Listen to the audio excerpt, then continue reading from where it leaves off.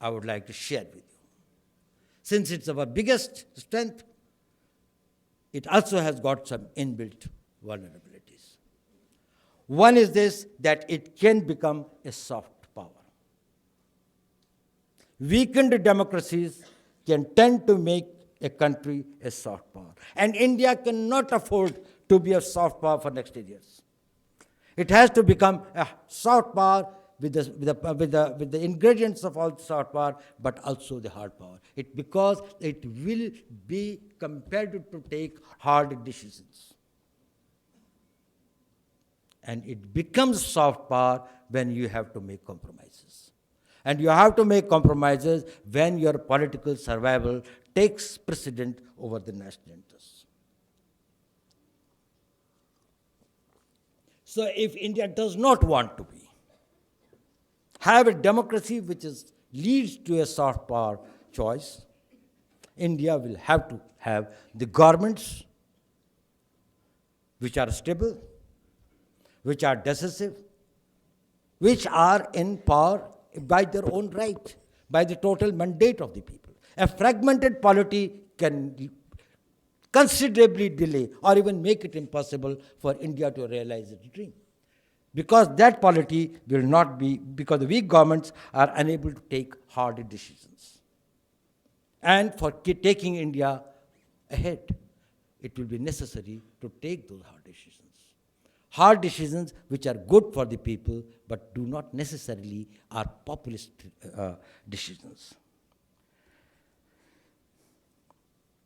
Another problem is, unstable regimes are more vulnerable to fragility, corruption, and local and sectorial political interests taking precedent over the larger interests.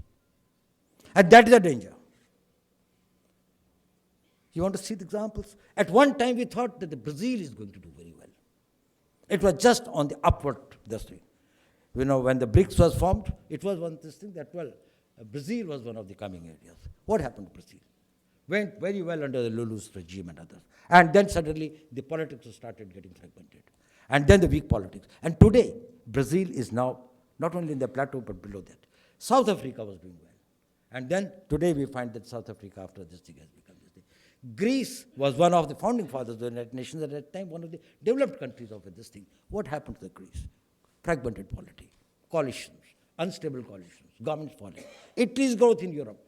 You see the world, while democracies are powerful and a very, very deliverable polities which can provide these things to the growth of the nations and ensure a pluralistic, holistic growth, they can also become, when we can, and if the fault lines of it are not totally and correctly addressed and people make the mistakes, probably they can become the weak.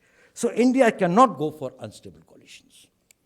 2030 onwards, I do not know what will be the scenario. But till then, we want decisive governance, decisive leadership, and the second point I want to say is that don't mistake democracy for the ballot box. Ballot box is a mechanism to find out who will make the laws for you and what will be the laws of this country. It is not democracy by itself. The democracy is that the laws which are made by the representatives of the people will be adhered to by all the people and will be enforced with the total strength of the might of the state. If the state is unable or refuses to enforce those laws with the total this thing, there is no point in having the democracy. What is the point in having those laws that you cannot enforce? What has happened is we think that probably the democracy is over as long as we, either in the executive or in the lawmaking, we have got the people's representatives. We are not governed by the people's representative. We are governed by the laws which are made by the representatives of the people. And therefore, the rule of law is extremely important. We should avoid any erosion in the rule of law.